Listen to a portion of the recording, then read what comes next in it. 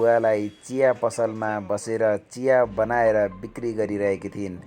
यो देखेर धेरै खुसी लाग्यो र मलाई सेयर गर्न पनि मन लाग्यो तपाईहरूका माझमा। हेर्नुहोस् उनीसँग गरेका केही कुराकानीहरू। सानो चिया पकाउने भाइ।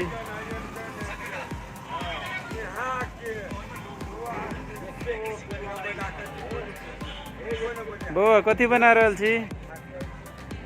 हाँ? देखो ना एनी ताकू न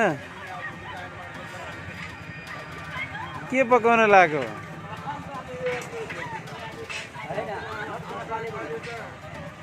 हाँ?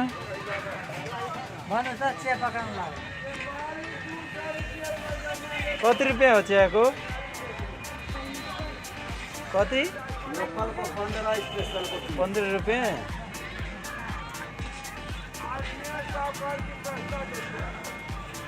तिम्रो नाम के हो? हाँ? खुसी। अनि घर कहाँ हो? हाँ? जलेश्वर। ए चिया पकाउन आउँछ? हाँ? आउँछ? कति वर्ष भयो तिमी? कति? 8। कति कक्षामा पढ्छौ?